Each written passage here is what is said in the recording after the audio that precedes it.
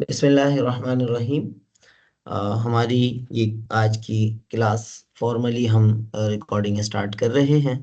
और इसमें जो है जैसा कि आपके सामने स्क्रीन पे मौजूद है, अ, हमारा आज का जो टॉपिक है, आज का जो उन्वान है, डिस्कशन का टॉपिक है, वो है लायबिलिटीज।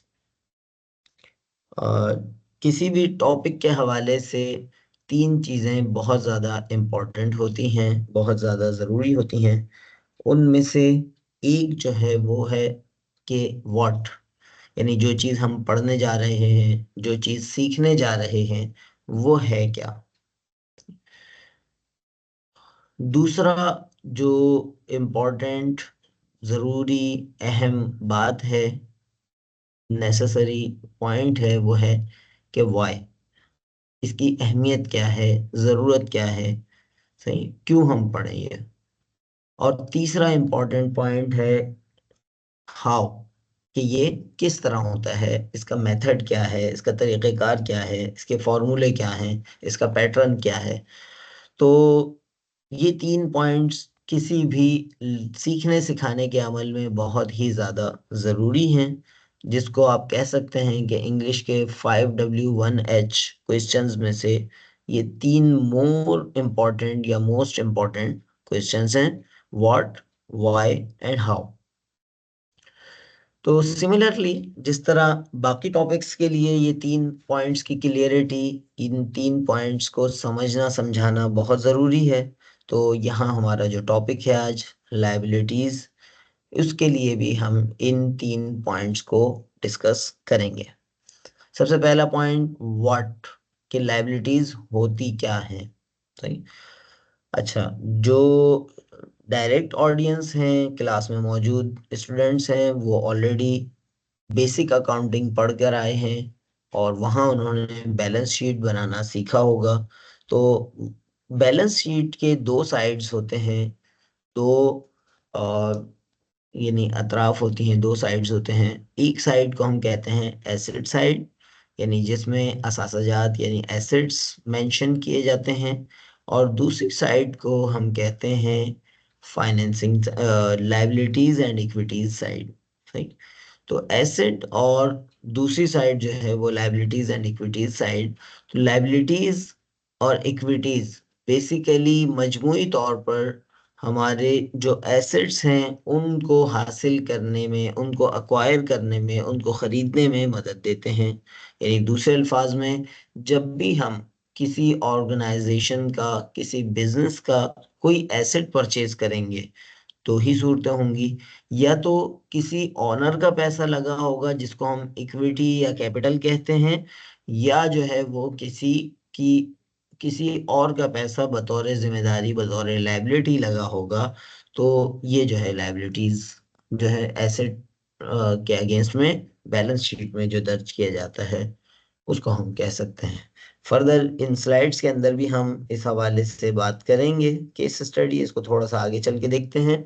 फिलहाल जो है वो हमारा जो है पहला लर्निंग ऑब्जेक्टिव, अगेन वो जो व्हाट हमारा चल रहा है उसी की कंटिन्यूशन है: to define liabilities as distinguish between current and long term liabilities. यानी ये होती क्या है, व्हाट का जवाब जो है वो हम इस पोर्शन में हासिल करेंगे। अच्छा जी, लायबिलिटीज की सबसे पहली डेफिनेशन जो है वो डिफाइंड एज डेट्स और obligations arising from past transactions और इवेंट्स। यानी ये वो कर्जजात डेट्स हैं या ऑब्लिगेशंस हैं, जिम्मेदारियां हैं, आपको पे करनी है, पे बिल्स हैं, अराइजिंग फ्रॉम पास्ट ट्रांजैक्शंस। आपने कोई सामान तिजारत यानी इन्वेंट्री बोरो किया, उधार खरीदा, आपने जो है वो क्रेडिट पे परचेज किया, तो उसके अगेंस्ट में आपको जो है वो पेमेंट करनी होगी। ये जो है ये आपकी लायबिलिटी है। इसी तरह बाज़ औक़ात जो है वो आप कोई मशीनरी, प्लांट या कोई और चीज़ इस तरह जो है वो उधार में ख़रीदते हैं, तो ये भी जो है वो आपकी लायबिलिटी कहलाएगी।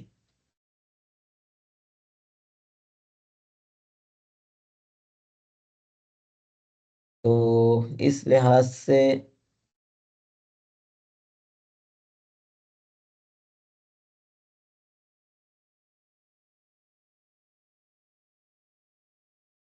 अच्छा जी। तो इस हवाले से लाइबिलिटीज क्या है, एक बेसिक डेफिनेशन हमारे सामने आ गई। ये डेट्स और ऑब्लिगेशंस हैं जो कि हमारी पास्ट ट्रांजैक्शन के नतीजे में वजूद में आती हैं। ये पास्ट ट्रांजैक्शन के नतीजे में जो है वो हम पर लाजिम होती हैं कि हमें पे करनी है, पे बिल्स हैं। अच्छा, अगेन इस लाइबिलिटी को दो हिस्सों में तकसीम किया जा सकता है। पहला हिस्सा कहलाता है करंट लाइबिलिटीज। करंट लाइबिलिटीज की डेफिनेशन क्या है? Maturity is equal to 1 year और लेस देन, यानी ऐसी जिम्मेदारियां, ऐसी ऑब्लिगेशंस एंड डेट्स जिनकी मेच्योरिटी 1 ईयर या उससे कम हो, तो वो करंट लाइबिलिटीज के अंदर शुमार होती हैं।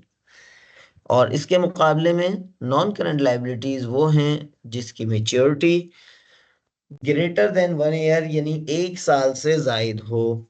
सही है? 1 साल से जायद होने वालों को जो है वो हम लॉन्ग टर्म लाइबिलिटीज के अंदर शुमार करते हैं।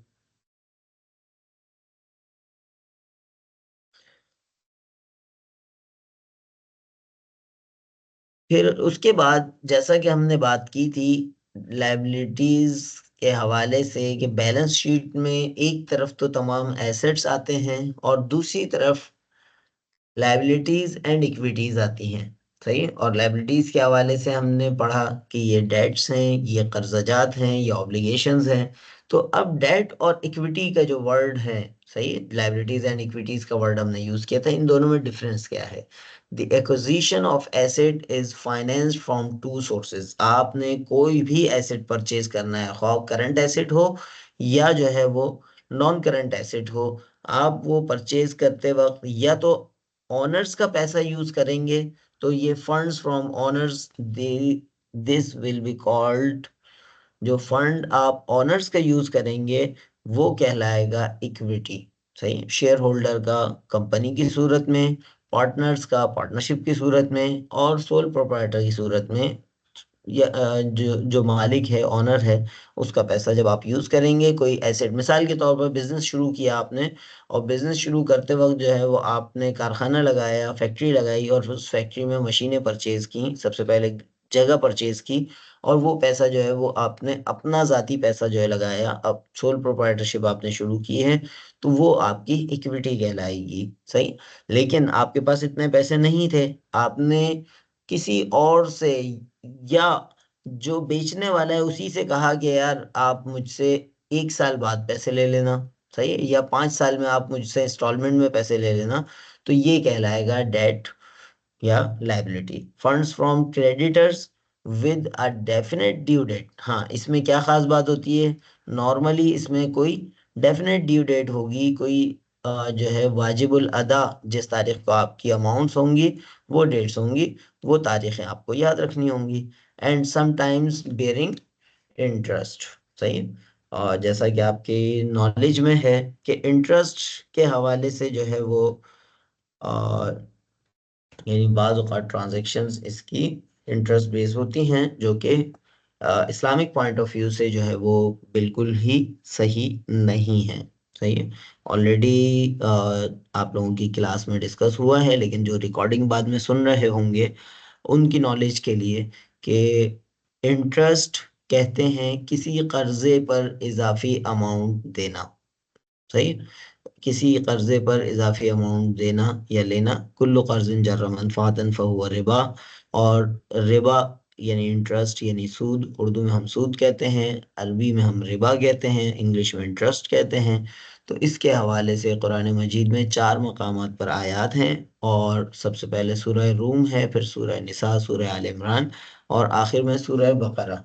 और सूरह बकरा की आयत नंबर 275 से 281 तक, ये जो है ये सूद के हवाले से, इंटरेस्ट के हवाले से, रिबा के हवाले से आयत हैं। और इन आयत में अल्लाह रब्बुल इज़्ज़त ने वो हुक्म नाजिल किया जो किसी और गुनाह के हवाले से नहीं है। सूरह बकरा की आयत नंबर 278, 278, इसमें अल्लाह रब्बुल इज़्ज़त फरमाते हैं, अऊज़ु बिल्लाहि मिनश शैतानिर रजीम, बिस्मिल्लाहिर रहमानिर रहीम, या अय्युहल्लज़ीना आमनुत्तकुल्लाह, ए लोगों जो ईमान लाए हो, इत्तकुल्लाह, अल्लाह से डरो, वदरू, और छोड़ दो, मा बकिया, जो बाकी रह गया है, मिनर रिबा, रिबा में से, इन कुंतुम मोमिनीन, अगर तुम मोमिन हो, अगर तुम मोमिन हो तो सूद का लेन देन छोड़ दो। फ़इल्लम तफ़ालू, अगर तुम ऐसा नहीं करोगे, सूद का लेन देन नहीं छोड़ोगे, तो फ़अज़नु, तैयार हो जाओ, बिहर्बिम मिनल्लाहि व रसूलिhi, अल्लाह और उसके रसूल से जंग के लिए तैयार हो जाओ। फ़इन तुबतुम, अगर तुम तौबा कर लो, तो फलकुम रुऊसु अम्वालिकुम, तो तुम्हारे लिए तुम्हारा रासुल माल है, तुम्हारी ओरिजिनल अमाउंट है, जो तुम्हारी ओरिजिनल अमाउंट है वो तुम्हें वापस मिल जाएगी। ला तज़लिमून वला तुज़लमून, ना तुम जुल्म करो, ना तुम पर जुल्म किया जाए। सही, सूरह बकरा, सूरह नंबर 2, आयत नंबर 278 279, ये तीसरे पारे के पाव के बाद वाली आयत हैं।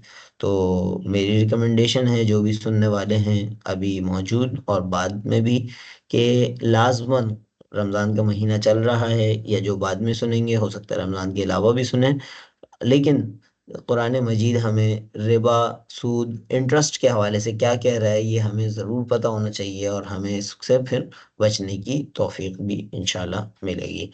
तो ये जो डेट है, ये थोड़ा सा, यानी ऐसी चीज है कि जिसपे समटाइम्स बेयरिंग इंटरेस्ट की बात की गई है, कि आप किसी और का पैसा डिफाइन, कोई डेफिनेट टाइम तक लगाएंगे, ड्यू डेट तक लगाएंगे, तो वो इंटरेस्ट भी रिक्वायर्ड कर सकता है।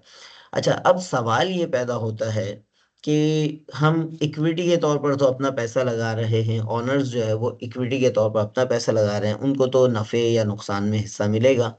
लेकिन कोई और फर्द हमारे बिजनेस में हमें पैसा देता है, तो अब उस सूरत में जो है वो हम क्या करें? क्या उसको इंटरेस्ट दें? वो तो मना है कुरान मजीद में, तो क्या कोई अल्टरनेट तरीका है? बिल्कुल है। इस हवाले से खुद कुरान मजीद की ही, जो मैंने आपको बताई, आयत नंबर 275 से 281 में सूद के हवाले से जो वहीद आई है, 278, 278, आयत नंबर 278 और 279 में आई है। लेकिन उससे पहले ही बिल्कुल शुरू में अल्लाह रब्बुल इज़्ज़त ने ऑल्टरनेट खुद बता दिया। 275, आयत नंबर 275 के अंदर क्या बताया? अऊज़ु बिल्लाहि मिनश शैतानिर रजीम, बिस्मिल्लाहिर रहमानिर रहीम। क़ालू इन्नमल बैउ मिस्लुर रिबा, एतराज़ करने वालों ने उस वक्त, मुशरिकीन मक्का ने, और आज भी लोग बहुत सारे एतराज़ करते हैं कि इन्नमल बैउ मिस्लुर रिबा, ये जो खरीद फरोख्त है, ये भी जो है वो रिबा की तरह ही है। किस तरह? कि खरीद फरोख्त करते वक्त आप कोई चीज़ जो है, मिसाल के तौर पर 10 रुपए की खरीदते हैं और आगे 15 की बेचते हैं, 12 की बेचते हैं, तो इस पे भी आप प्रॉफिट मार्जिन रख रहे हैं। और आप किसी को 10 रुपए कर्जा दें और उसके अगेंस्ट में जो है वो 12 या 15 रुपए चार्ज करें, तो ये भी जो है वो, इसको जो है वो आप कहते हैं कि कुल्लु कर्ज़िन जर्र मनफ़अतन फ़हुव रिबा, कि कर्ज के ऊपर इजाफा देना जो है वो इजाफा, ये सूद है। तो जब ये बात है, तो इस हवाले से अ, क़ालू इन्नमल बैउ मिस्लुर रिबा, कि खरीद फरोख्त भी तो सूद की तरह है, इसमें भी इजाफा है, उसमें भी इजाफा है। इसके मुकाबले में अल्लाह रब्बुल इज़्ज़त ने खुद बताया क्या? अहल्लल्लाहुल बैअ व हर्रम रिबा, अल्लाह ताला ने बैअ को, खरीद फरोख्त को, सही, हलाल करार दिया, और हर्रम रिबा, और सूद को हराम करार दिया। तो इसका अल्टरनेट क्या है? खरीद फरोख्त। अच्छा, खरीद फरोख्त में बिल्कुल इस हवाले से बाज़ इंतहाएँ हैं। एक इंतहा है, बाज़ लोग जो है वो इस हवाले से सिरे से इस चीज़ के ही मुनकिर हैं, कि अगर आप कोई चीज़ उधार पे बेच रहे हैं तो उसकी प्राइस में कोई कमी बेशी, कोई ख़ास तौर पे इज़ाफ़ा नहीं किया जा सकता। जबकि इस हवाले से शरिया स्कॉलर्स की, उलमाए किराम की अक्सरियत इस तरफ है कि, और ये जो कुरान मजीद में एतराज़ है वो बनता भी उसी सूरत में है, कि जब आप कोई चीज़ उधार पे बेच रहे हैं, आप निस्बतन उसकी प्राइस में इजाफ़ा कर सकते हैं। अलबत्ता जो चीज़ ज़रूरी है वो ये है कि प्राइस उसमें तय कर ली जाए, उसमें जो है वो क्लियरली डिसाइड कर ली जाए, और उसके बाद फिर उसमें इजाफ़ा या कमी नहीं हो सकेगी। तो ये चीज़ जो है, ख़ास तौर पे इजाफ़ा जो है वो नहीं हो सकेगा। तो ये जो है ये है। तो अभी चूँकि हम डेट के हवाले से बात कर रहे हैं, तो डेट में शरिया कंप्लायंट डेट भी हो सकता है। जो आप इस्लामिक फाइनेंस के उसूल जब पढ़ेंगे, तो वहाँ पर आपको पता चलेगा कि मुराबाहा एक ट्रांजैक्शन है जिसमें कॉस्ट प्लस प्रॉफिट सेल होती है, जिसमें बेचने वाला अपना प्रॉफिट डिस्क्लोज कर रहा होता है, और नॉर्मली उसमें जो है वो प्रॉफिट कैश के मुकाबले में ज़्यादा रख रहा होता है। तो ये कॉस्ट प्लस प्रॉफिट सेल जो है वो बे मुअज्जल के साथ, डेफर्ड सेल के साथ ये जब हो रहा होता है, तो उसमें ये शरिया कंप्लाइंट डेट है। अगेन उसमें शरिया उसूलों का, इस्लामी उसूलों का ख्याल रखना ज़रूरी है। इसी तरह लॉन्ग टर्म डेट के लिए, लॉन्ग टर्म फाइनेंस के लिए जो है वो डिमिनिशिंग मुशारका के कुछ उसूल और ज़ाब्ते इस्तेमाल किए जाते हैं। और इस तरह दूसरे मोड ऑफ फाइनेंस जो है इस्लामिक फाइनेंस के अंदर आप पढ़ सकते हैं, कि जिसमें आप इंटरेस्ट से भी बच सकेंगे, लेकिन जो आपको पैसे फराहम करने वाला है वो जो है वो भी घाटे में नहीं रहेगा, उसको भी जो है कुछ ना कुछ मिल जाएगा, लेकिन within Islamic boundaries, within sharia boundaries. तो उम्मीद है ये चीज़ क्लियर हो गई होगी इंशाल्लाह। फर्दर इसके लिए जो है वो अगर इस्लामिक फाइनेंस के हवाले से आप लोग जानना चाहें तो आप रब्ता कर सकते हैं। इस सिलसिले में मज़ीद आपको गाइड कर दिया जाएगा। जो बराह रास्त सुनने वाले हैं वो तो क्लास में मौजूद हैं, वो क्लास के ग्रुप में बता सकते हैं, तो उनको रेलिवेंट कंटेंट फराहम कर दिया जाएगा। और जो लोग जो है वो बाद में रिकॉर्डिंग सुनेंगे, उनके लिए ये है कि आप कमेंट्स में मेंशन कर दीजिएगा, तो रेलिवेंट कंटेंट आपको फराहम कर दिया जाएगा इंशाल्लाह। और एक अच्छी बात यह है कि आज के दौर में जो है ये इस्लामिक फाइनेंस वाली चीज़ें अगर आप सीख लेते हैं, तो अगले आने वाले कुछ सालों में ये बहुत तेज़ी से बेहतर अंदाज में एक पूरे सोसाइटी के अंदर इन्फ्लुएंस करने वाला शोबा है।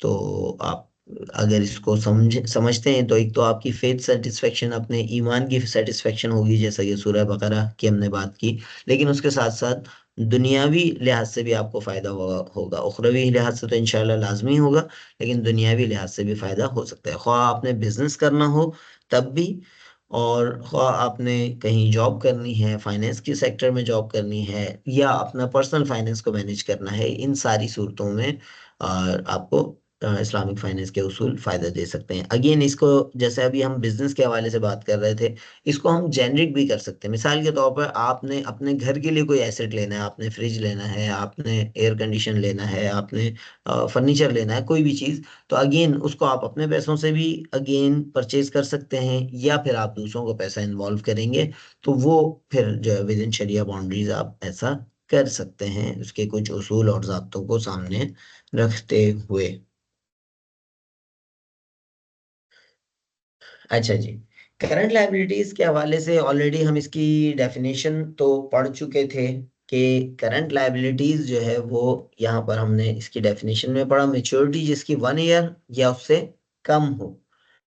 अब यहाँ पर फर्दर जो है वो करंट लायबिलिटीज के हवाले से क्लियरिफिकेशन एक दे रहे हैं, obligations that must be paid within 1 year और within the operating cycle whichever is longer. सही।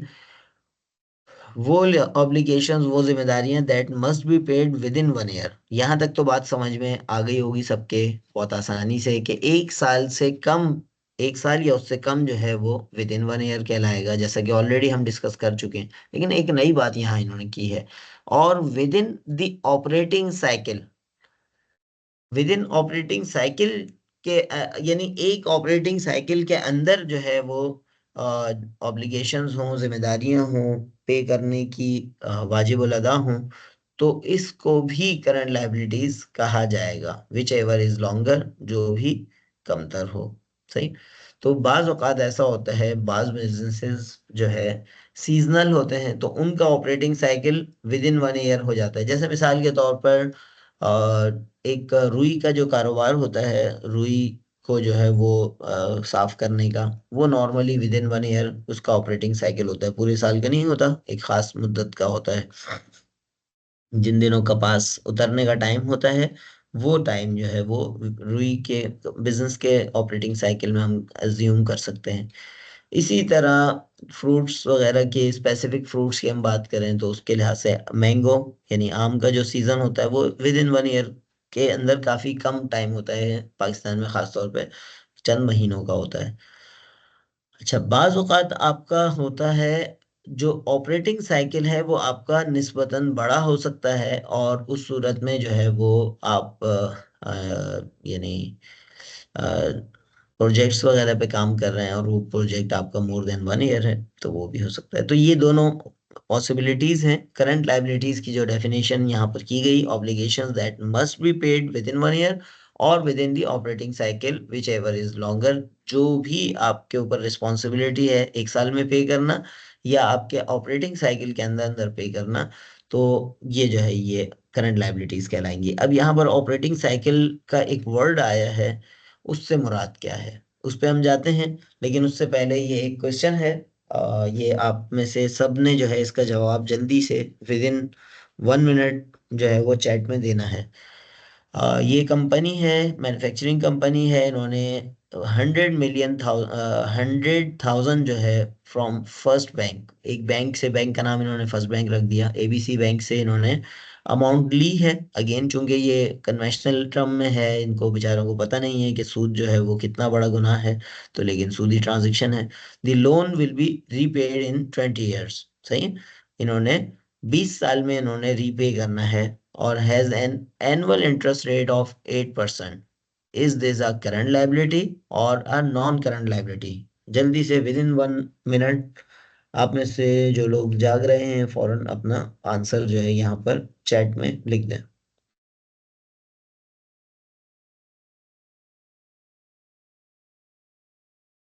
जी, बहुत मुश्किल सवाल है। इतना मुश्किल सवाल जो है ना, पता नहीं एग्जाम में आ गया तो फिर क्या करेंगे।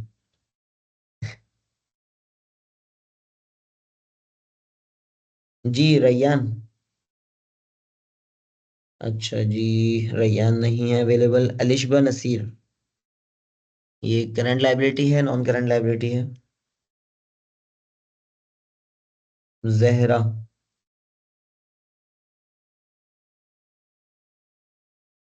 जी, एक जवाब हमारे पास आ गया है, नॉन करंट।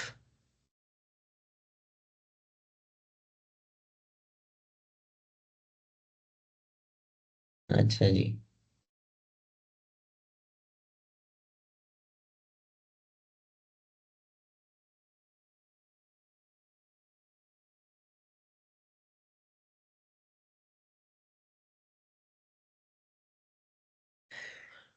जी, दो स्टूडेंट जाग रहे थे, उनका जवाब जो है वो आ गया है। तो बस इसका मतलब है कि अच्छा जी, बिल्कुल सही जवाब है कि the obligation will not be paid within 1 year. जैसा कि हमने डेफिनेशन में पढ़ा है कि 1 साल के अंदर पे नहीं किया जा रहा, बल्कि और ऑन वन ऑपरेटिंग साइकिल, एक साइकिल के अंदर भी अभी यहाँ पर हमारे पास है ही नहीं ऑपरेटिंग साइकिल की इंफॉर्मेशन, तो हम यही कह सकते हैं कि नॉर्मली 20 ईयर्स का ऑपरेटिंग साइकिल नहीं होता, ऑपरेटिंग साइकिल और शॉर्ट होता है, जैसे कि अभी हम पढ़ेंगे।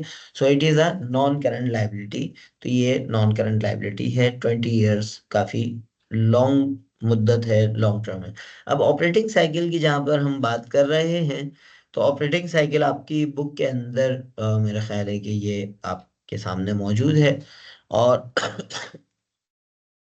यहाँ से और ऑपरेटिंग साइकिल शुरू हो रहा है, परचेज ऑफ मर्चेंडाइज। कोई सामान आप खरीदते हैं तो आपकी लिए वो बन जाती है इन्वेंट्री, यानी कोई सामान आप बेचने के लिए खरीदते हैं, ये आपकी इन्वेंट्री बन जाती है।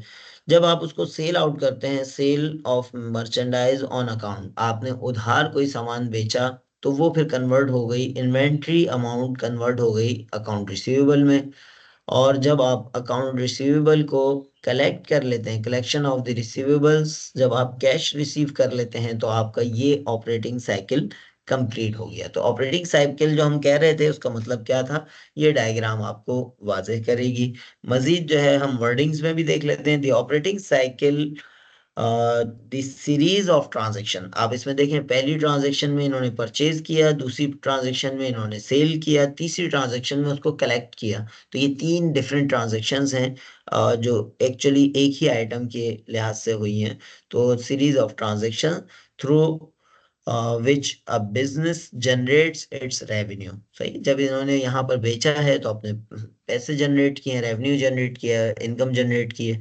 And it's cash receipt from the customer, और साथ में कैश रिसीव होना भी ऑपरेटिंग साइकिल का पार्ट है। आप बेचे चले जाएं, जैसा कि बाज़ औक़ात विंडो ड्रेसिंग अकाउंट्स में और फाइनेंस में बाज़ मैनेजर्स करते हैं। शॉर्ट टर्म में उनको फ़ायदा हो जाता है, बज़ाहिर वो अच्छा शो कर रहे होते हैं, लेकिन विंडो ड्रेसिंग की एक टर्मिनोलॉजी फाइनेंस के अंदर यूज़ होती है, जिसमें आप एक लिहाज से मिसाल के तौर पर किसी साल मैनेजर्स को अपनी सेल बहुत ज़्यादा शो करनी है, तो वो साल के आखिरी महीनों में उधार बेतहाशा देते चले जाते हैं। तो अब उस सूरत में उनकी इन्वेंट्री सेल में तो कन्वर्ट हो गई, लेकिन अकाउंट रिसीवेबल में क्रिएट होगी, और ज़रूरी नहीं है कि वो पैसे फिर बाद में मिल भी जाएँ। जब आप अंधाधुंध उधार देते चले जाते हैं, तो उसके नतीजे में हो सकता है कि आपको किसी मसले का सामना करना पड़े, और वो मसला ज़रूरी नहीं है छोटा-मोटा हो। बाज़ औक़ात मसला फिर बहुत बड़ा बन सकता है। इसके लिए हमारे पास ज़िंदा एग्ज़ाम्पल है सब प्राइम मॉर्गेज। ये जो है ये 2008 का जो वर्ल्ड फाइनेंशियल क्राइसिस था, यानी दुनिया भर में इसका इम्पैक्ट आया। ये अमेरिका से शुरू हुआ था, और उसमें यही मामला हुआ था कि बैंकर्स ने अपनी मामलात को बेहतर शो करने के लिए, जो उनके पास मॉर्गेजेस थे, जो उनके अ, वो थे घर वगैरह, वो आगे दे सकते थे लोगों को, तो वो उन्होंने बेतहाशा जो है वो देना शुरू कर दिए, और ऐसे भी आगे लोगों को दे दिए जो फिर बाद में रीपे नहीं कर पाए। तो वो उसके नतीजे में इदारे कोलैप्स करने शुरू हुए, financial institutions including banks collapse करने शुरू हुए, और वर्ल्ड वाइड जो है वो पूरा ग्लोबल फाइनेंशियल क्राइसिस 2008, इस पे आप रिसर्च करेंगे, गूगल करेंगे, तो आपको बहुत कुछ मिल जाएगा। तो ये इस चीज़ में बहुत ज़रूरी है कि आप जस्ट रेवेन्यू शो करने के लिए उधार में बहुत ज़्यादा कुछ ना सेल करें, अपनी मामलात को, ओवरऑल साइकिल को, कैश रिसीविंग तक के साइकिल को लाजमी देखें। सही। तो ऑपरेटिंग साइकिल जो है वो मेनली हम देख सकते हैं कि परचेजिंग, सेल और रिकवरी, इन तीन फेजेस पर मुश्तमिल है। और ऑपरेटिंग साइकिल जो है ये आपका कितना है ये आप देख सकते हैं। तो यहाँ तक जो है ये अभी हमने करंट लायबिलिटीज और नॉन करंट लायबिलिटीज को जो है डिफरेंशिएट किया है, और फर्दर जो है वो हम आगे अब मूव ऑन करेंगे लायबिलिटीज की ही कुछ स्पेसिफिक टाइप्स पर। सही। लायबिलिटीज की स्पेसिफिक टाइप्स के अपने अपने नाम हो सकते हैं, जैसे कि एक लायबिलिटी का नाम है अकाउंट्स पेबल। अकाउंट्स पेबल क्या होता है? Short term obligations to suppliers for purchases of merchandise and to others for goods and services. Accounts payable, नाम से जाहिर है पेबल, पेएबल, आपने इसको पे करना है। सही है। वाजिबुल अदा हम इसको खालिस उर्दू में कह सकते हैं, अगरचे हमारी यानी हालत इतनी अजीब हो गई है कि इंग्लिश प्रॉपरली हमें आती नहीं बिन हैसुल कौम, और उर्दू जो है अगर कोई हमारे सामने बोले तो हम हंसना शुरू हो जाते हैं। तो बड़ी अजीब सी बात है कि अपनी कौमी ज़बान पे इंसान हंसना शुरू हो जाए, तो उस कौम पर अल्लाह ही रहम करे जो अपनी कौमी ज़बान पे हंसना शुरू हो जाए। तो बहरहाल अकाउंट्स पेबल को उर्दू में हम वाजिबुल अदा खाते कह सकते हैं, और अकाउंट्स जो है ये अकाउंट पेबल।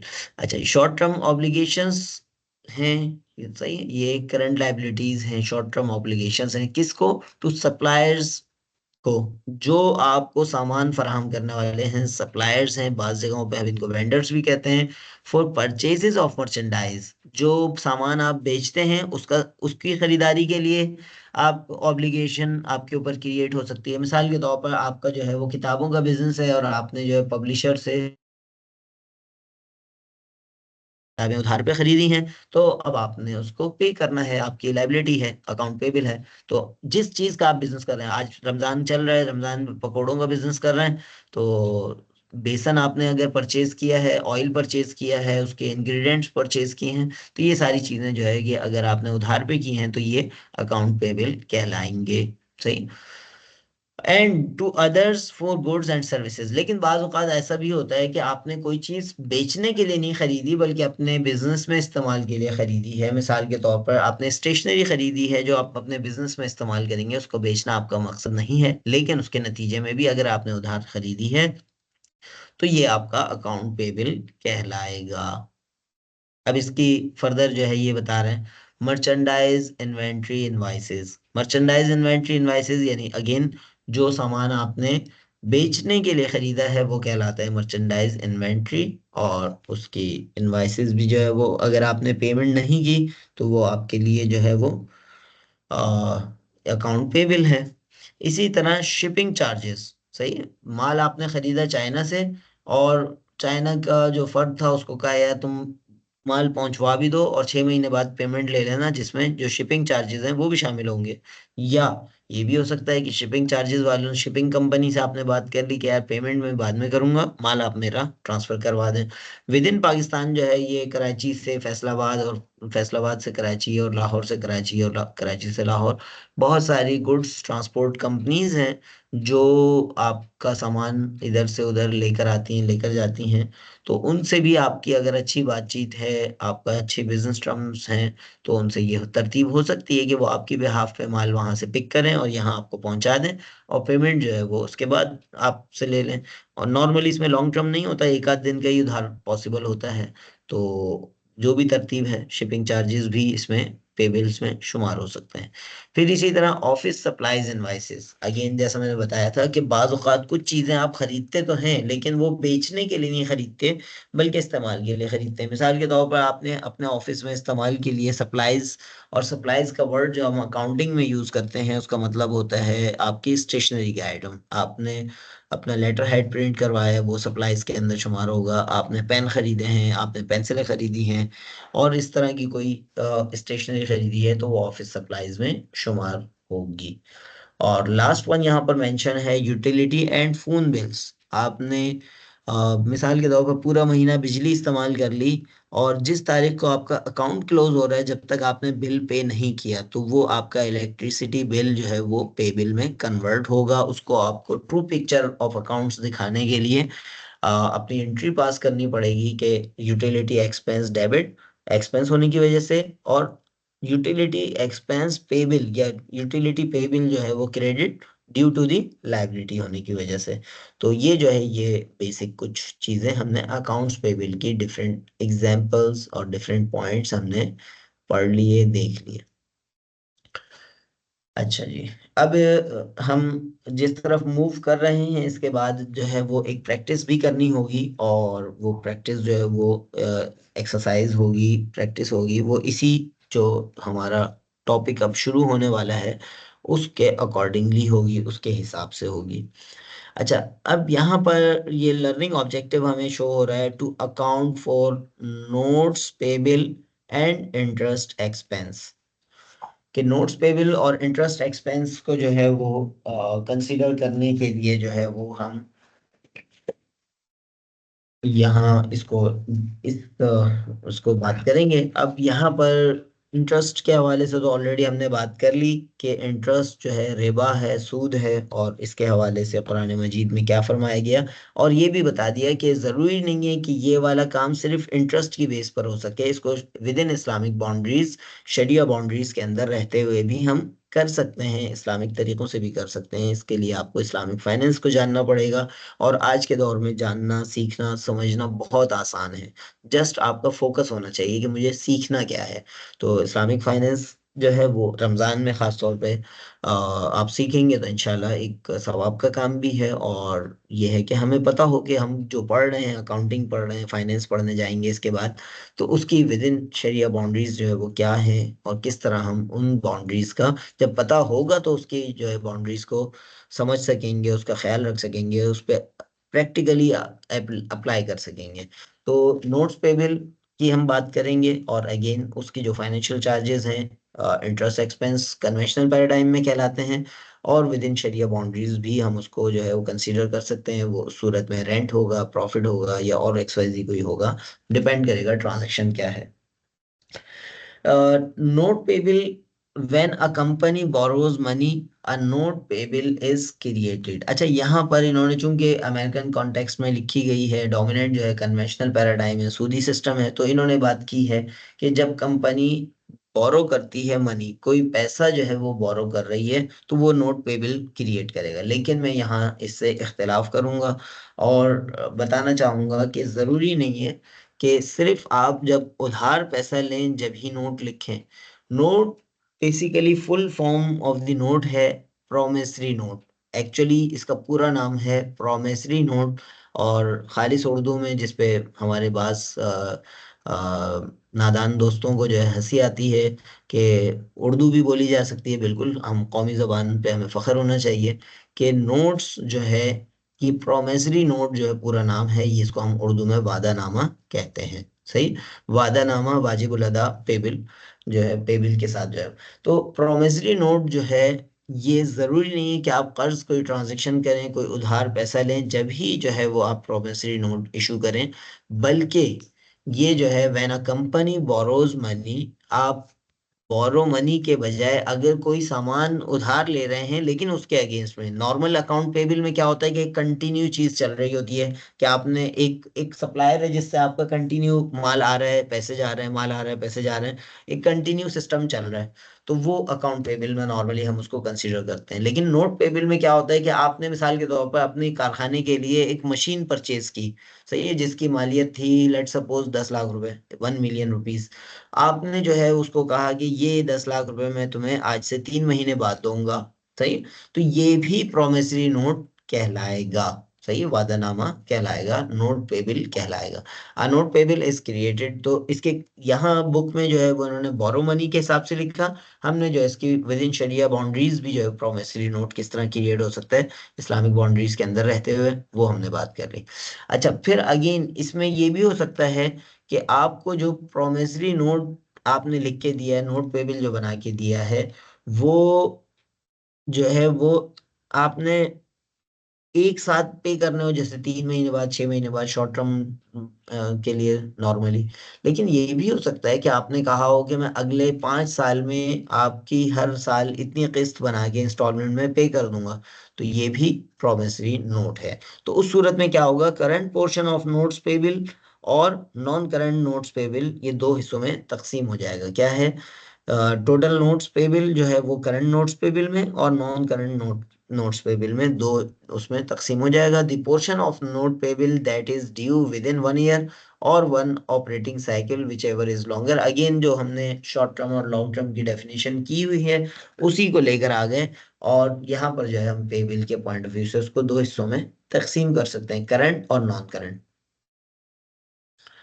अच्छा, ये आपके सामने जो स्क्रीन पे एक पूरी तफसील आई है।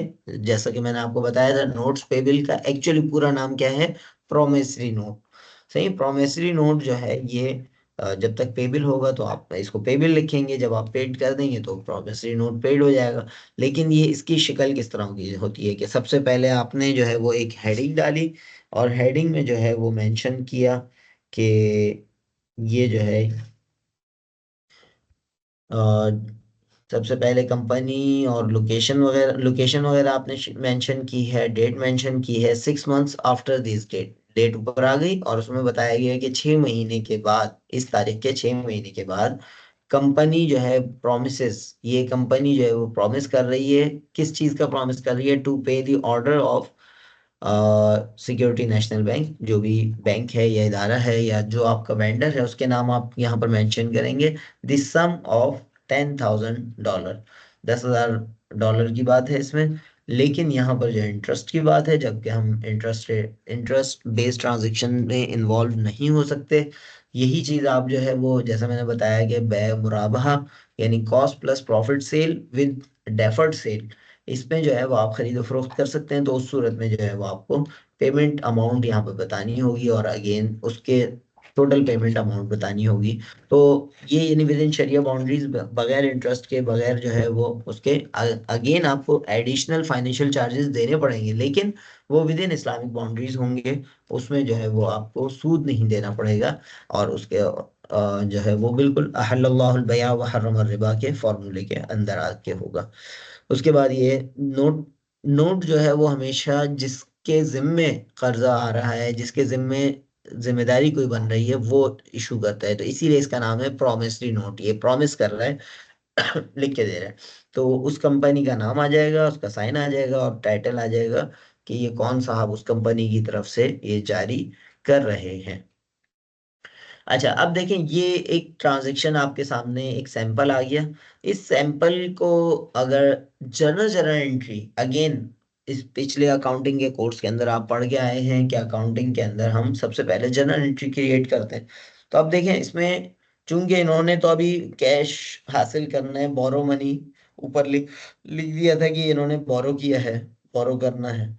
लेकिन इसमें कल को जो है वो आप कोई मशीनरी भी परचेज कर सकते हैं, XYZ कोई और चीज भी परचेज कर सकते हैं। जो भी परचेज करेंगे नॉर्मली वो होगा एसेट।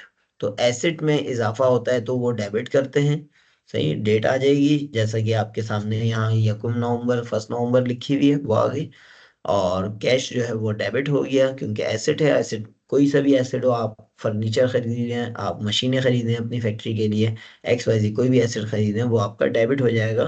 क्योंकि डेबिट में इजाफा होता है, यानी एसेट में इजाफा होता है तो डेबिट होता है। और उसके अगेंस्ट में नोट पेबल जो है वो लायबिलिटी है, और लायबिलिटी में इजाफा होगा तो वो क्रेडिट हो जाएगी। तो ये इसकी सिंपल सी जर्नल जर्नल एंट्री बन गई। अच्छा जी, अब इंटरेस्ट पेबल के हवाले से ऑलरेडी जो है वो इन्होंने बात कुछ की है। अब थोड़ा सा फर्दर यहाँ देख लेते हैं इन्होंने क्या कहा है। Interest expense is the compensation to the lender for giving up the use of money for a period of time.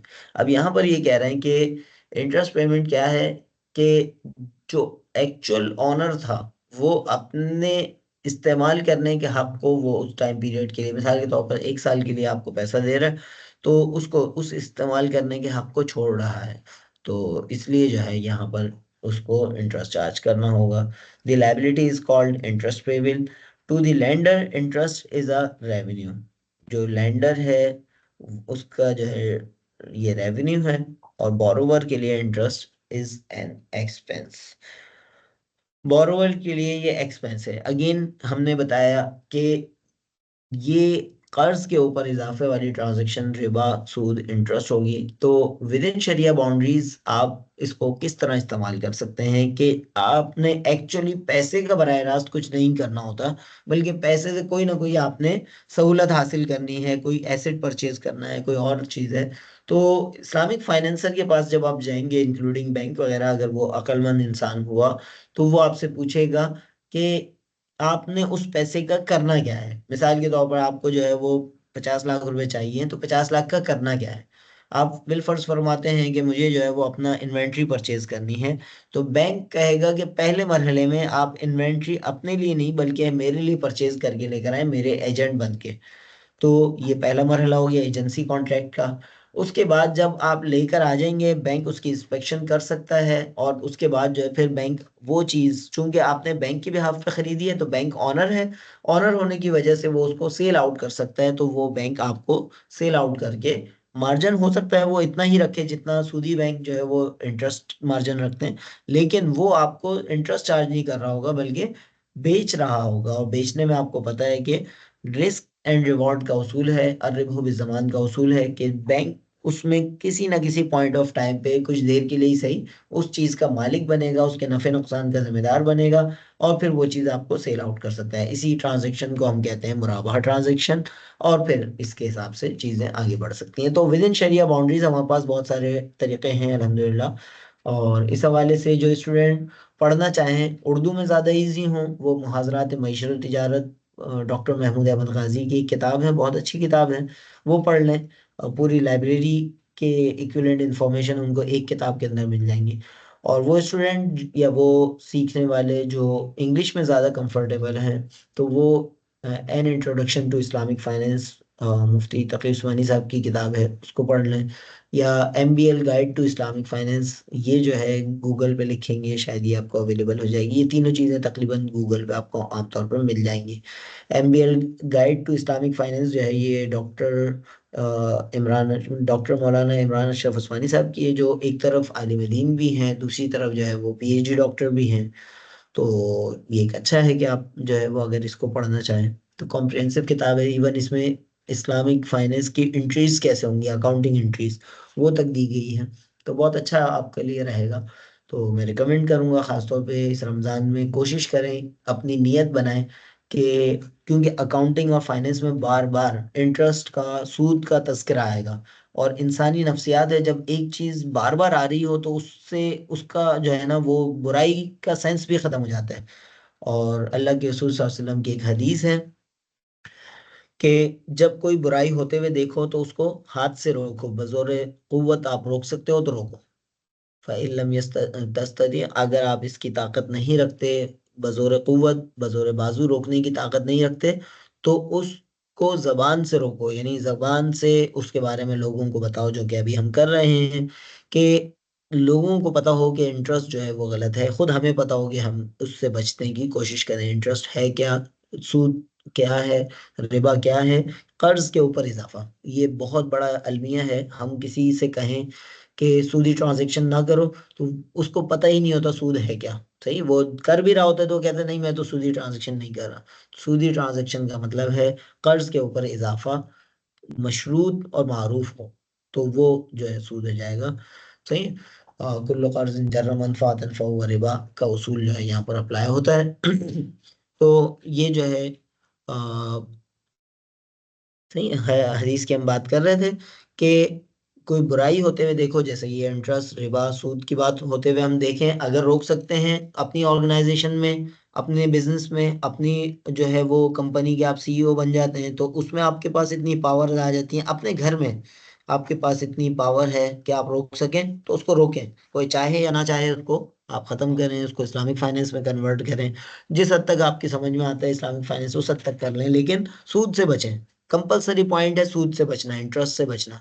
और उसका ऑल्टरनेट में आपको इस्लामिक फाइनेंस जितना समझ में आता है अच्छी बात है, जितना नहीं आता मजीद समझने की कोशिश करें, मजीद पढ़ने की कोशिश करें। अगेन उसमें दो पैराडाइम्स हैं। रियलिस्ट पैराडाइम है जो करंट इस्लामिक बैंकिंग है, एक आइडियलिस्ट पैराडाइम है जो कहते हैं नहीं, आइडियल जो है वो मुजारबा मुशारका है और उसमें जो है ये मोड ऑफ फाइनेंस होने चाहिए। तो आप वो सीखें और वो करें। किसने रोका है? वो बैंक्स इसलिए नहीं कर सकते कि उनके पास अपना पैसा कम होता है, डिपॉजिटर्स का ज्यादा होता है, वो रिस्की ट्रांजेक्शन्स में ज्यादा नहीं जा सकते।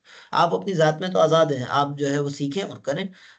उसमें नफा भी हो सकता है, नुकसान भी हो सकता है। तो लेकिन जो भी करें सीखने के बाद करें, किसी की वैसे बातों में ना आए।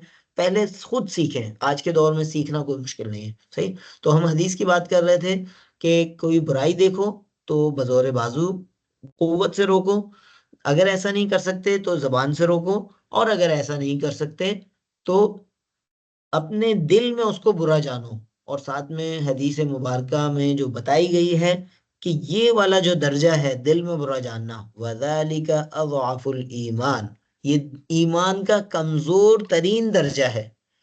और इस कमजोर तरीन दर्जे के बाद क्या होगा? जाहिर सी बात है, हम कहते हैं कि बिल्कुल आखिरी दर्जा है, इससे नीचे क्या होगा? अल्लाह ना करे कि ईमान से ही हम फारिग हो जाएं। तो अल्लाह ताला हम सबको इससे महफूज रखे। इंटरेस्ट का आपकी अकाउंटिंग की कोर्सेज के अंदर, फाइनेंस के कोर्सेज के अंदर बहुत ज्यादा वर्ड आता है। और इसको जब भी आए, मैं इसको आपको कनेक्ट करने को रिकमेंड करूंगा कि सूरह बकरा की आयत नंबर 278, 289, 278, 279 लास्ट मंथ किसी ना किसी तफसीर में, तर्जुमे में पढ़ लें। और उसका भी आसान तरीका जो है वो मौका हुआ तो हम इस पे बात कर लेंगे। सिंपल गूगल पे लिखें equranlibrary.com, एक वेबसाइट है जहां पर 43 तफासिर मौजूद हैं फ्री ऑफ कॉस्ट। यानी उसको रखने के लिए, आप फिजिकल अगर जमा करने जाएंगे तो रखने के लिए भी आपको बहुत बड़ी जगह चाहिए होगी, क्योंकि एक एक तफसीर बाज़ औक़ात जो है वो कई कई जिल्दों पर मुश्तमिल होती है और बहुत ज़्यादा एक्सपेंसिव भी होती है। जाहिर सी बात है, पेपर खर्च होता है और भी बहुत सारी एफर्ट्स होती हैं उसमें। तो लेकिन वो फ्री ऑफ कॉस्ट आपको सॉफ्ट में अवेलेबल है। और माशाल्लाह आपकी जो जनरेशन है, जो इंटरनेट यूज़ करने वाली जनरेशन है हमारी, आने वाली जनरेशन है, वो सॉफ्ट में इतना मसला उनको नहीं है और बल्कि होना भी नहीं चाहिए। तो वो सॉफ्ट में आराम से उसको पढ़ सकते हैं। उसमें तफ़हीमुल कुरान है सैयद अबुल आला मौदूदी रहमतुल्लाह की, उसमें जो है वो डॉक्टर इसरार साहब की तफसीर मौजूद है। मारिफुल कुरान है मुफ्ती शफी उस्मानी साहब की, आसान तर्जुमा कुरान है मुफ्ती तक़ी उस्मानी साहब का। तो जिसको भी आप लाइक करते हैं, सही, मौलाना अहमद रज़ा खान बरेलवी रहमतुल्लाह की तफसीर मौजूद है। सही। तो जिसको भी आप लाइक करते हैं उसकी जो है वो, अच्छा, लैंग्वेज में उर्दू और इंग्लिश दोनों में मौजूद है। जिस जबान में आपको आसानी है, जिस जगह आपको आसानी है, वो जो है वो आप हासिल कर सकते हैं। लेकिन इस रमज़ान में कोशिश करें कि रमज़ान में या उसके बाद लाजमन जो है ना ये सूरह बकरा की आयत नंबर 278 279 लाजमन पढ़ें। और एक्सपेंस इंटरेस्ट की जब भी बात आए तो अपने जहन में फौरन आपके जहन में खतरे की घंटियां बजनी चाहिए कि this is not normal for Muslims specially. अगरचे दूसरे मज़ाहिब के लिए भी इंटरेस्ट या सूद या ब्याज या रिबा ये नाजायज था, लेकिन वो जाने उनका काम जाने, लेकिन एज अ मुस्लिम जो है वो हमारे लिए बहुत खतरनाक बात है। और इसके ऑल्टरनेट हमें सीखने की ज़रूरत है। ऑल्टरनेट अल्हम्दुलिल्लाह बहुत सारे डेवलप हो चुके हैं और कंटिन्यू होते चले जा रहे हैं। कुछ आप भी कर सकते हैं, अगर आप आइडियलिस्ट पैराडाइम पे जाते हैं तो अभी तो काम बहुत सारा बाकी है। तो बहुत सारा काम में आप अपना हिस्सा मिला सकते हैं। तो इस पहलू से जो है वो लाजमन वर्किंग।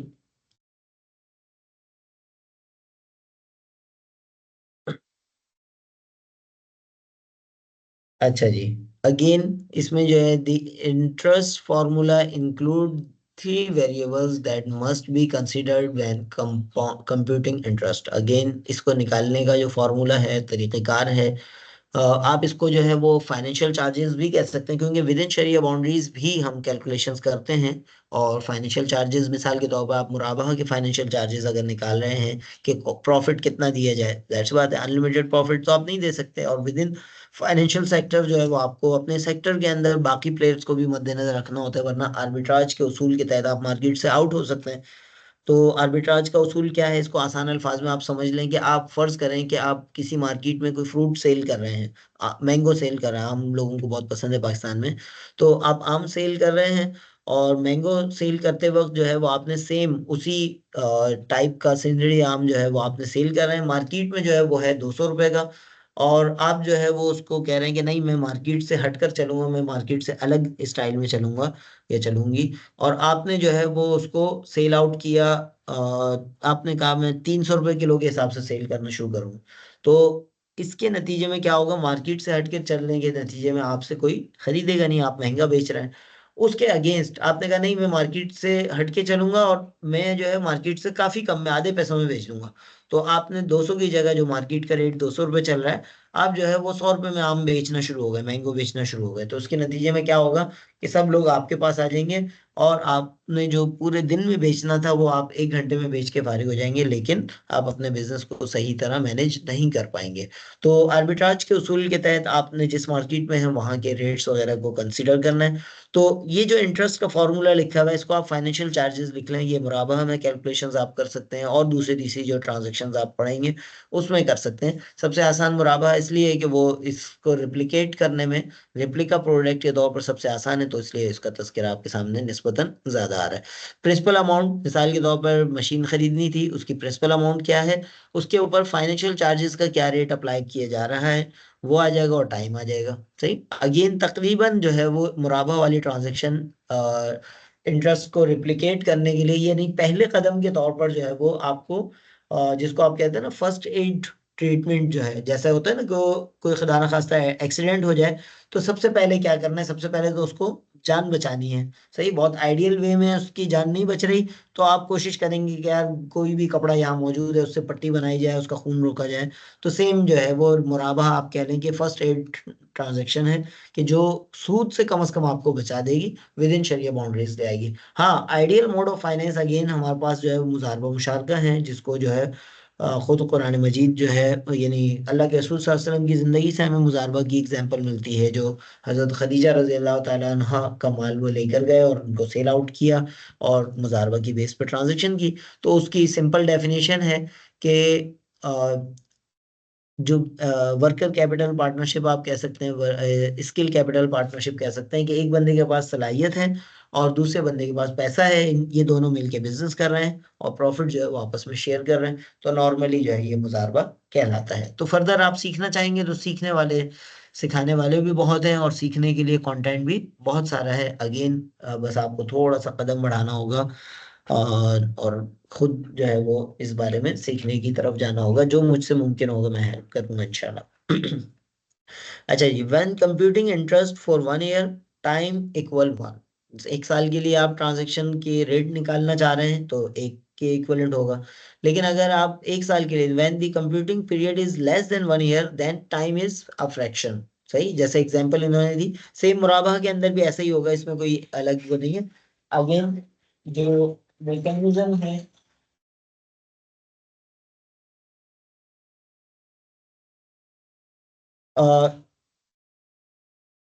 इसका मैकेनिज्म जो है वो हमारे पास कैलकुलेशन का तकरीबन वही रहेगा।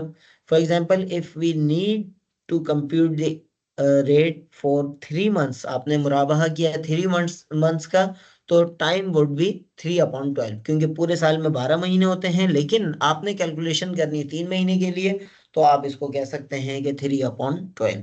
सही। तो ये जो है ये आपका ऑल्टरनेट मैकेनिज्म है। अब इसको रिकॉर्ड कैसे करेंगे, इसकी अगेन जो इंटरेस्ट एक्सपेंस यहाँ कह रहा है, यहाँ आप ऑल्टरनेट में फाइनेंशियल चार्जेस कह सकते हैं, या फाइनेंशियल चार्जेस ऑन मुराबाहा कह सकते हैं। तो ये डेट होगी, डेबिट के तौर पर रिकॉर्ड करेंगे इसको 200, और पे बिल जो है वो आपका क्रेडिट होगा, क्योंकि लाइबिलिटी है और लाइबिलिटी में इजाफा होते तो क्रेडिट करते हैं, तो वहां पर जो है मुराबा पे बिल आप कह लें, यहाँ जो है मुराबा एक्सपेंस कह लें। तो ये जो ऑल्टरनेट आपके पास मैकेनिज्म मौजूद है। अच्छा जी।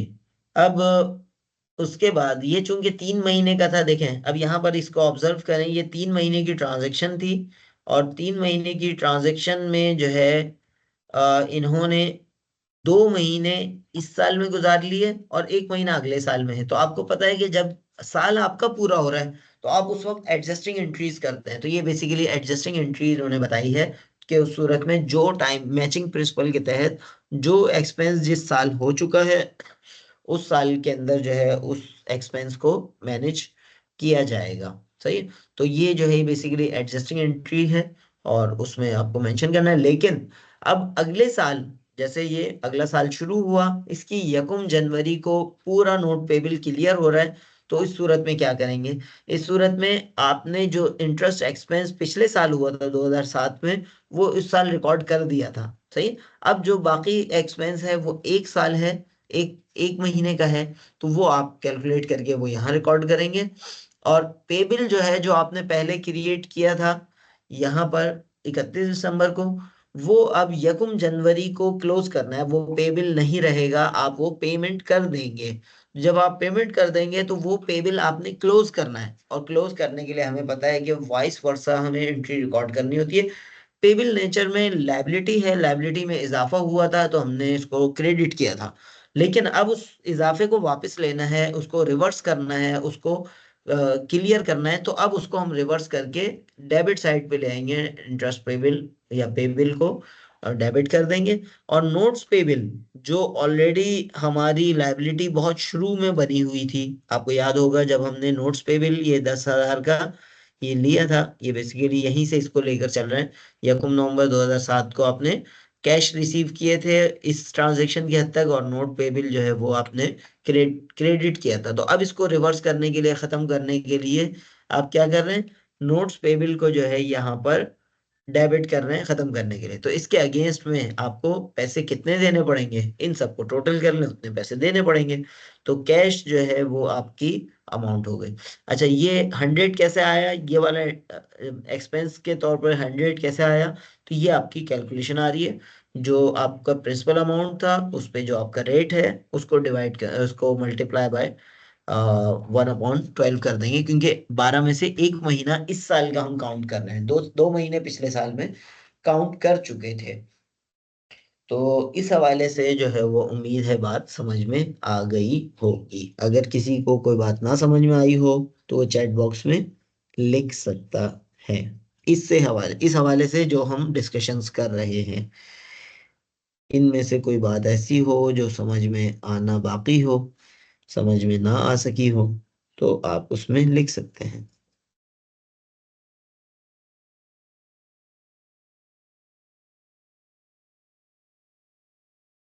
खामोशी के दो मतलब होते हैं कि सब कुछ समझ आ गया, या कुछ समझ नहीं आया तो हम अज्यूम कर लेते हैं कि आपको सब कुछ समझ आ गया है।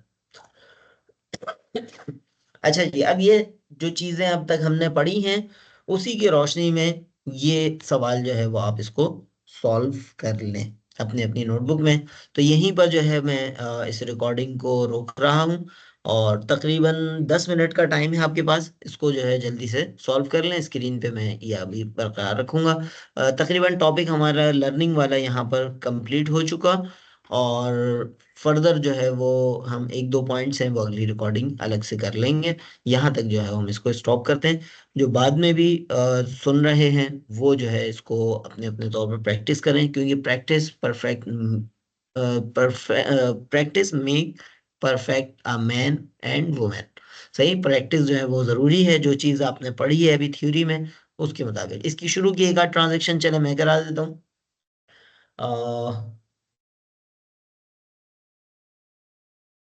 अच्छा जी।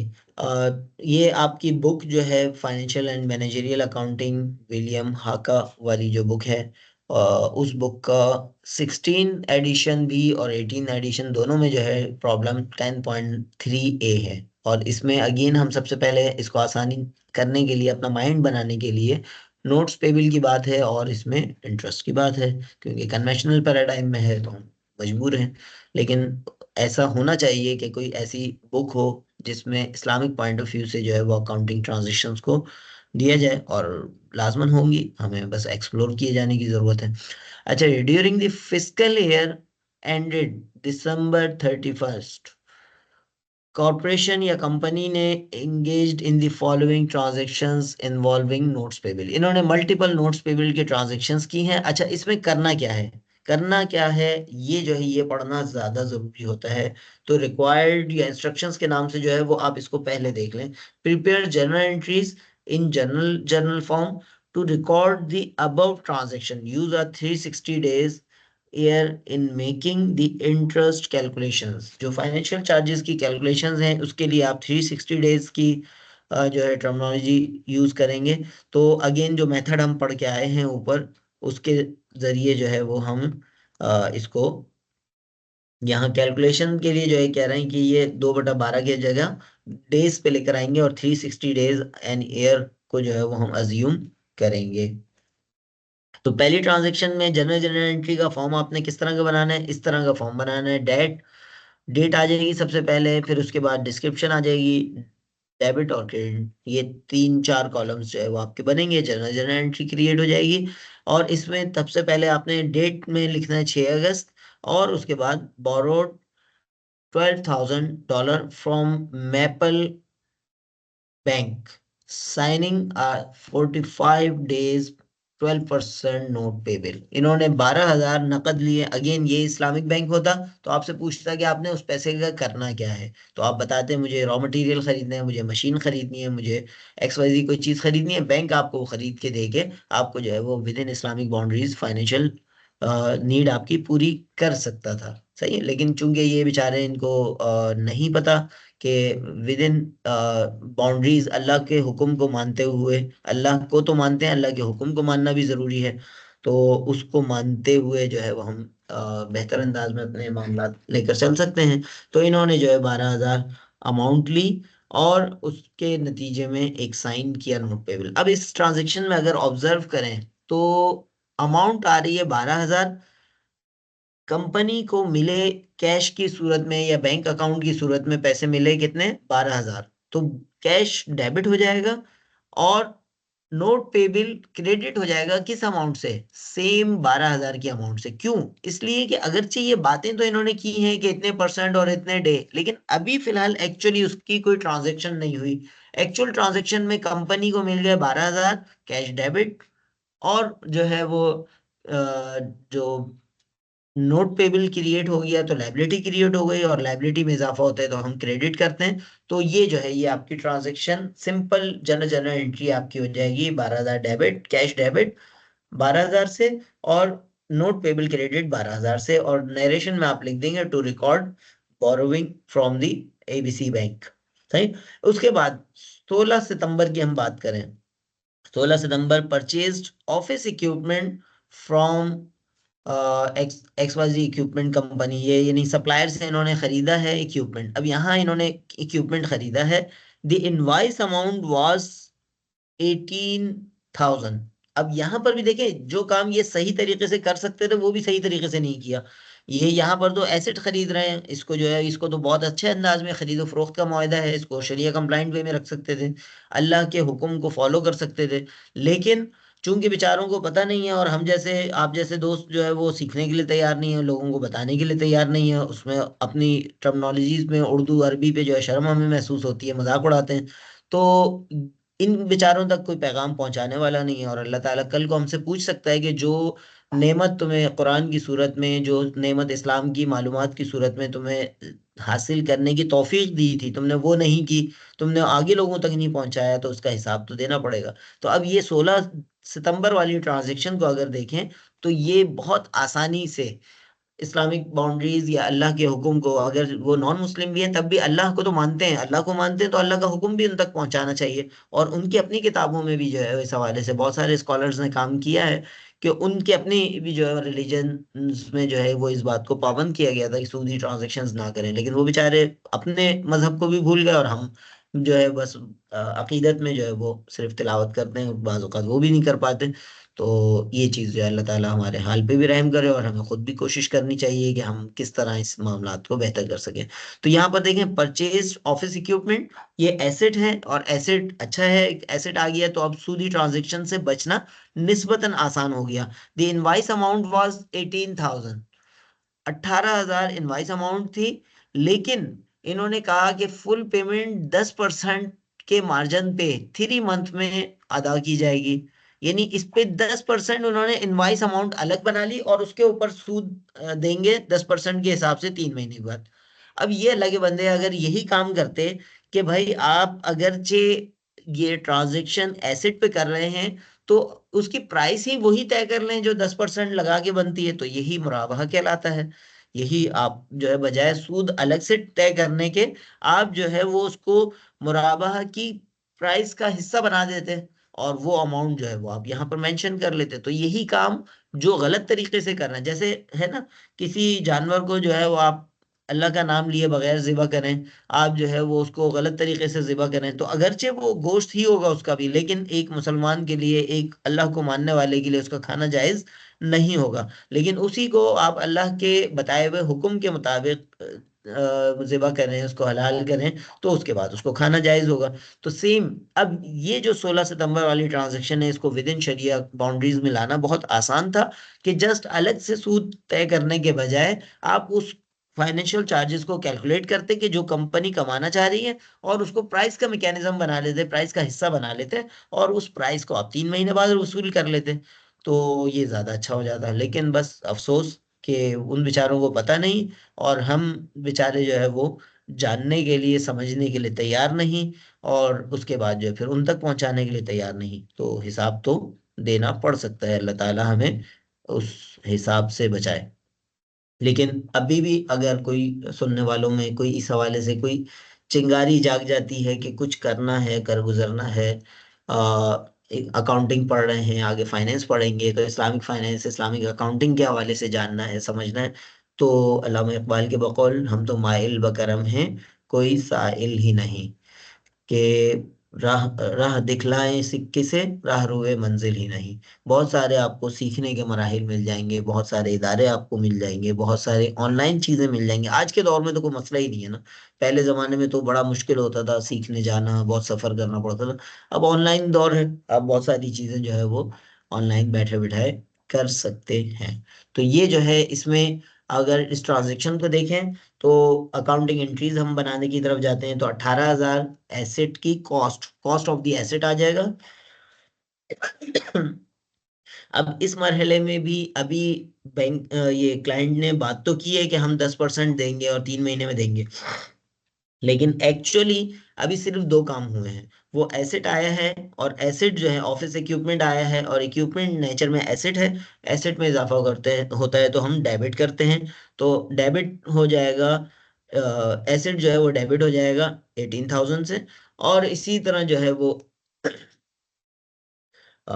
फर्दर जो है वो आपका नोट पेबल क्रिएट होगा, और नोट पेबल इसी अमाउंट से क्रिएट होगा 18,000 से, और क्रेडिट जब होगा तो वो लायबिलिटी है, और लायबिलिटी में इजाफा होता है तो क्रेडिट होता है। तो हम यहाँ पर भी सेम ऊपर वाले अंदाज में यहाँ पर भी सिर्फ दो ही ट्रांजेक्शंस करेंगे, दो ही एंट्रीज करेंगे, एक डेबिट की एक क्रेडिट की। सही, ऑफिस इक्विपमेंट डेबिट और नोट पेबल क्रेडिट सेम 18,000 से। तो एक लिहाज से अगर देखा जाए तो ट्रांजैक्शन 6 अगस्त वाली हो या 16 सितंबर वाली, दोनों तकरीबन सेम है। जस्ट दोनों में फर्क क्या है, वो पैसे उन्होंने उधार लिए थे, यहाँ पर कोई एसेट परचेज किया है। अच्छा जी, जो पैसे लिए थे 6 अगस्त को लिए थे, तो 6 अगस्त को 45 दिन के लिए लिए थे। 45 दिन कब पूरे हो रहे हैं? 20 सितंबर को। सही, आप कैलकुलेट कर लें, 6 अगस्त से 6 सितंबर और फिर 15 दिन और मजीद, तो ये 20 सितंबर जो है ये आपके 45 दिन पूरे हो रहे हैं। तो अब ये इन्होंने कोई अमाउंट नहीं दी हुई, लेकिन हमें बताया paid bank amount note plus occurred interest, जो फाइनेंशियल चार्जेस इन्होंने तय किए थे और जो अ, यानी नोट पेबल इन्होंने लिया था वो पेमेंट कर दी। तो कितनी अमाउंट पे की है? 12,000 तो एक जगह की है, और रिमेनिंग जो है इसकी कैलकुलेशंस की है। तो कैलकुलेशन जो है वो आपकी आसानी के लिए, वैसे आइडियल यही है कि जो भी सुनने वाले हैं वो खुद से ये सारी 1 बाय 1 ट्रांजेक्शन्स करें, और उसके बाद जो है फिर आप इसको क्रॉस चेक कर सकते हैं। क्रॉस चेक किस तरह करेंगे? ये दो ट्रांजेक्शन हम ऑलरेडी डिस्कस कर चुके हैं, ये जो है फर्दर हम यहाँ से कर लेते हैं। तो 12,000 का जो है वो 12% उसको डिवाइड करेंगे हम, यानी डिवाइड, अगेन फॉर्मूला हमें यहाँ पर मेंशन है, इस फॉर्मूले को यूज करेंगे। 12,000 मल्टीप्लाई बाय 12%, और फिर उसको जो है मल्टीप्लाई करेंगे 45 दिन डिवाइड बाय 360 दिन। 360 क्यों? इसलिए कि हमें सवाल के अंदर बताया गया है कि 360 दिन का साल लेना है, तो डेज पे जाना है हमें ना। तो 45 दिन हमें बताया है यहाँ पर, और उसमें 360 दिन में से, तो ये कैलकुलेशन आपको यहाँ करके भी दी हुई है। ये कैलकुलेशन जो है वो आप अपनी नरेशन के अंदर, अपनी जो है वो डिस्क्रिप्शन के अंदर लिख देंगे, paid note and interest to bank. तो ये आपकी कैलकुलेशन हो गई इन दो चीजों की।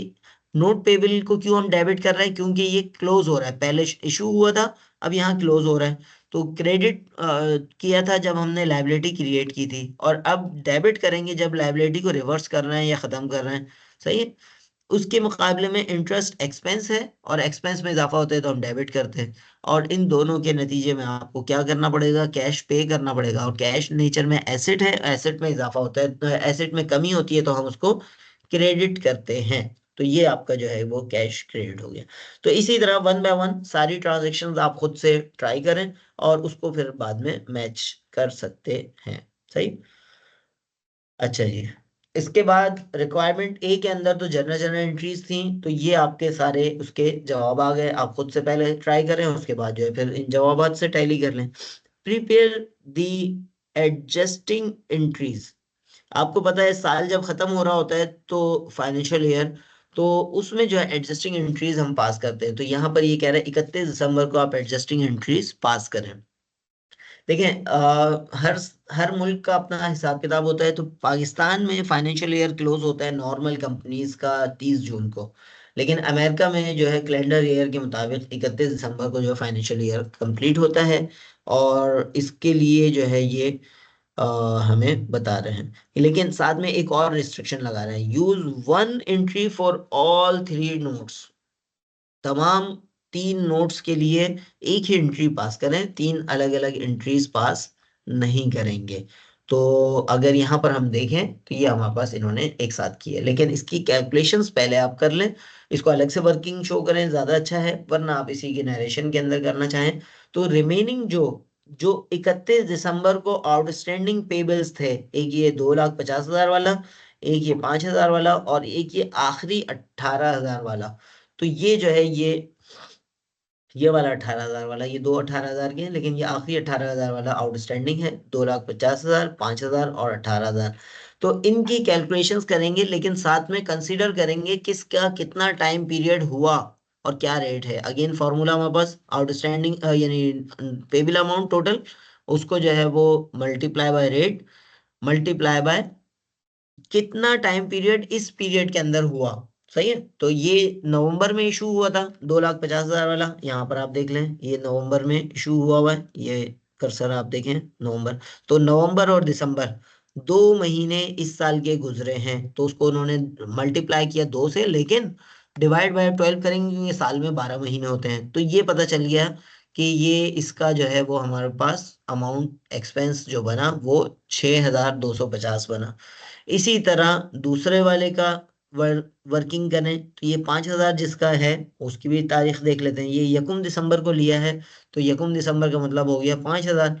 तो यानी 5,000 यकम दिसंबर का मतलब हो गया 1 महीना। तो 1 महीने को डिवाइड मल्टीप्लाई करके 12 से डिवाइड कर दिया, क्योंकि साल में 12 महीने, $58 बने इसके।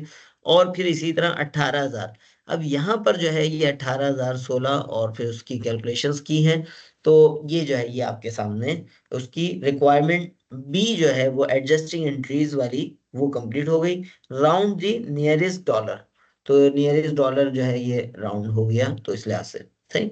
अच्छा जी, अब रिक्वायरमेंट नंबर 3 को पढ़ें, वो थोड़ा सा जो है मजेदार चीज है। Provide a possible explanation why the new 3 day note payable to company pays 16%। देखें अब यहाँ पर जो है वो थियोरिटिकल बात कर रहा है कि ये आपने 16 सितंबर को कंपनी से, इक्विपमेंट वाली कंपनी से इक्विपमेंट खरीदा था 18,000 का। तो उस वक्त जो है ये रेट इन्होंने लगाया था 10%। लेकिन वही 16 दिसंबर को 3 महीने इसके पूरे हो रहे थे, वो आप पेमेंट नहीं कर सके, आपके पास पैसे नहीं थे देने के लिए। तो फिर क्या हुआ कि वो जो पेमेंट एसेट की थी वो अब कन्वर्ट कर ली इन्होंने एक और नोट पेबल में 30 डेज की। पहले थी 90 डेज की, 3 मंथ्स की, जैसे ये आप देख रहे होंगे। और अब जो है ये 30 डेज यानी 1 मंथ की हो गई। लेकिन पहले 3 मंथ के भी 10% के हिसाब से रेट थे, अब जो है 16% के हिसाब से नोट पेबल है। तो ऐसा क्यों है? सही है, क्यों है? तो आप इसका जो है वो आप कह सकते हैं कि इनकी रिपुटेशन खराब हो गई एक लिहाज से।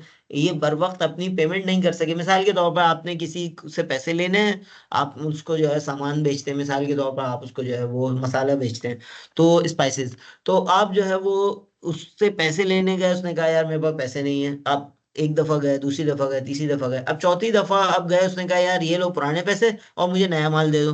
तो अब आप दो तरीके हैं, एक तो आपके पास जो है वो अगर माल शॉर्ट होगा तो आप सबसे पहले तो ऐसे ग्राहक को टहला देंगे, बोलेंगे यार माल शॉर्ट है, मैं अभी आपको नहीं दे सकता, आप टाइम पे पेमेंट नहीं करते। सही है? या अगर आप उसको बेचेंगे भी सामान तो आप कहेंगे कि यार तुमने वादा तो किया था 3 महीने का, लेकिन मुझे पेमेंट किए 6 महीने में, तो मैं अब तुम्हें जो है वो रेट बढ़ा के दूंगा, महंगा माल दूंगा। तो सेम यहाँ पर भी यही काम हुआ है कि ये जो इन्होंने 16 सितंबर को 3 महीने के उधार पे सामान खरीदा था, तो ये इनके पास देने के लिए पैसे नहीं थे।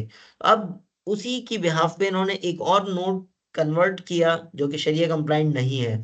उसमें जो है इन्होंने 30 डेज के लिए 16% रेट रखा है। तो ये जो है ये उसूली तौर पर इन्होंने महंगा रखा है। उसकी वजह ये है कि इनकी रिस्क जो जो जो वेंडर है, सप्लायर है, वो रिस्क की पोजीशन में आ गया है, वो डाउटफुल हो गया है कि ये पेमेंट करेगा भी नहीं करेगा, रिस्क बढ़ गया है। तो उसने अपना रिटर्न भी बढ़ा दिया। रिस्क एंड रिवॉर्ड आपस में साथ साथ चलते हैं। तो यहाँ पर आपको इसका जवाब भी मिल जाएगा। आप पहले खुद से ट्राई करेंगे, उसके बाद इसको मैच करेंगे। ये equipment note dated 16 September was due in full 16 दिसंबर को। 16 सितंबर को इन्होंने खरीदा था माल, और 16 दिसंबर को 3 मंथ्स में पे करना था, लेकिन नहीं कर पाए।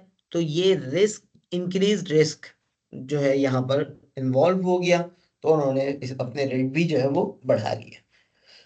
तो ये जो है सिंपल कॉन्सेप्चुअल सवाल था, कॉन्सेप्चुअल पार्ट था। तो ऊपर वाले दो जो है न्यूमेरिकल पार्ट थे। तो उम्मीद है आप खुद से प्रैक्टिस करेंगे तो ज्यादा बेहतर समझ पाएंगे। सही है? एक दफा प्रैक्टिस कीजिएगा और उसके बाद जो है फिर आप इसको मैच कर लीजिएगा। इंशाल्लाह बहुत आसानी से आप इसको टैली कर सकेंगे, चीजें समझ सकेंगे, और ये आपके लिए आसान हो जाएगा इंशाल्लाह। अच्छा जी, चलें यहाँ तक हम आ ही गए हैं तो अब इसको कंप्लीट ही कर लेते हैं। कि अब आखिरी जो हमारा पॉइंट रह गया है, learning objective to describe the cost and basic accounting activities related to payrolls. बाज़ औक़ात क्या होता है कि आप अपने बिजनेस में किसी फर्द को हायर करते हैं और आप उससे कहते हैं कि भाई तुम मेरे पास काम करो, मैं तुम्हें क्या दूंगा, सैलरी दूंगा। अब वो सैलरी जो है वो आमतौर पर तो हम यही होता है कि सैलरी जो है वो महीने के आखिर में दे देते हैं, लेकिन हो सकता है कि जब आपका फाइनेंशियल ईयर क्लोज हो रहा है, आप कुछ अमाउंट सैलरीज की ऐसी हो जो अभी आपने पे नहीं की हो, तो उसको हम सैलरी पेबल या पेरोल लायबिलिटीज कहेंगे। सेम जिस तरह अकाउंट पेबल को क्रेडिट किया जाता है, इसी तरह सैलरी पेमेंट क्रेडिट होगा और सैलरी एक्सपेंस जो है वो डेबिट होगा। सही। लेकिन इसमें सोचने की बात क्या है कि आप एज अ बिजनेसमैन अपने हिसाब से देखेंगे कि आपके एंड से कितने पैसे जा रहे हैं, क्योंकि आप जो पैसे दे रहे हैं, $1 आप दे रहे हैं, 10,000, 20,000, 50,000, 1 लाख आप दे रहे हैं, जरूरी नहीं है कि आपके एम्प्लॉय को वो 1 लाख पूरे के पूरे मिल रहे हों। टैक्स सबसे पहले उसमें से कटेंगे, मल्टीपल टैक्सेस हमारे यहाँ भी हैं, लेकिन ये अमेरिका का निज़ाम है जहाँ बहुत सारे टैक्सेस आपके सामने हैं। फीका टैक्स है, मिड केयर टैक्स है, फेडरल इनकम टैक्स है, फिर उसके बाद state and local income tax है। तो ये सारे टैक्स देने के बाद जो है हम यहाँ पर शिकवा करते हैं कि हमारे पास टैक्सेस बहुत है। तो अमेरिका आपके सामने है, ड्रीम कंट्री। तो वो वहाँ जो है टैक्सेस आपके सामने है कितने हैं। तो वो सारे टैक्सेस भी जो है वो सैलरी की ग्रॉस पे का हिस्सा है। तो आप अपनी जो सैलरी पेबिल रिकॉर्ड करेंगे, वो आपके एंड से जो जाएगी अमाउंट वो रिकॉर्ड करेंगे पेबिल। बाकी उसको क्या मिलेगा नहीं मिलेगा वो आपका हेडेक नहीं है। कुछ वॉलेंटरी डिडक्शंस होती हैं जिसको हम प्रोविडेंट फंड, ग्रेजुएटी फंड वगैरह कहते हैं। तो वो भी जो है वो क्लाइंट को या कस्टमर, आपका जो एम्प्लॉय है, उसके हाथ में फिलहाल नहीं जा रहा होता, लेकिन वो उसकी मर्जी से उसके उसके बेनिफिट के लिए जो है कहीं इन्वेस्ट किया जा रहा होता है। जब वो एम्प्लॉयमेंट कंप्लीट कर लेता है तो उसको जो है वो एक साथ पैसे मिलते हैं। तो PF GF कहलाता है, प्रोविडेंट फंड और ग्रेजुएटी फंड। तो ये जो है ये जो है ये इसको रिकॉर्ड करेंगे। सही है। तो इसकी भी सिंपल, बिल्कुल आसान, सैलरी एक्सपेंस डेबिट और सैलरी पेबिल क्रेडिट।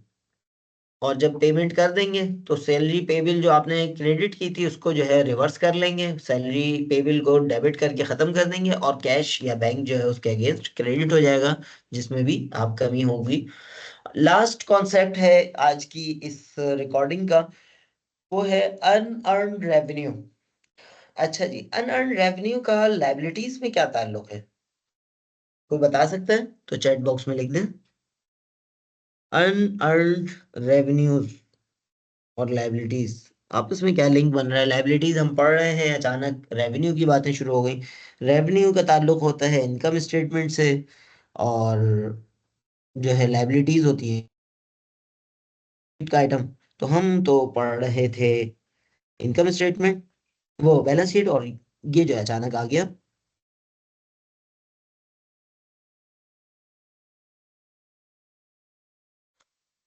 अच्छा जी, तो कोई बताएगा इस हवाले से? अनअर्न्ड रेवेन्यू क्या होता है?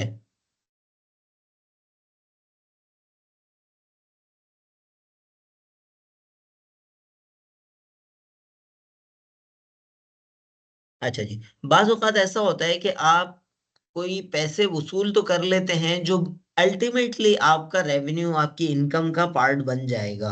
लेकिन अभी आपने वो सर्विसेज या वो माल नहीं दिया होता। मिसाल के तौर पर अभी थोड़ी देर पहले आप मसाले का बिजनेस कर रहे थे, आपने स्पाइसेस मसाले जो है वो किसी को पहुंचाने का ऑर्डर ले लिया और उससे एडवांस पेमेंट भी ले ली।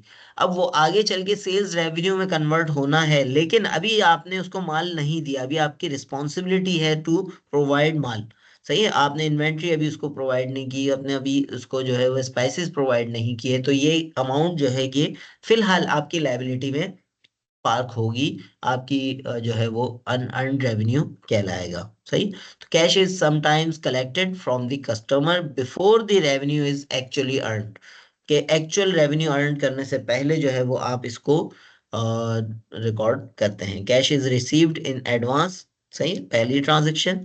और डेफर्ड रेवेन्यू इज रिकॉर्डेड। इस सूरत में आप क्या करेंगे कि आप अनअर्न्ड रेवेन्यू का एक जो है वो ट्रांजैक्शन पास करेंगे, एज अ लाइबिलिटीज को ट्रीट करेंगे as the earnings process is complete. अब उसके बाद जब आपका अर्निंग प्रोसेस कंप्लीट हो गया, तो वो जो आपने लाइबिलिटी वो रिकॉर्ड की थी उसको रिवर्स कर लेंगे।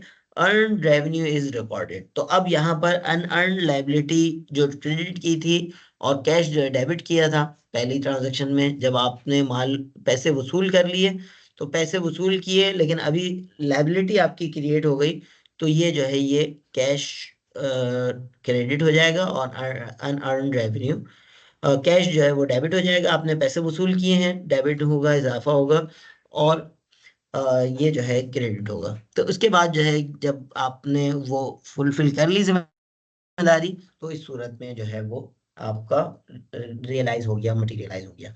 कोई सवाल हो तो आप कर सकते हैं, अदरवाइज बाद में भी कर सकते हैं।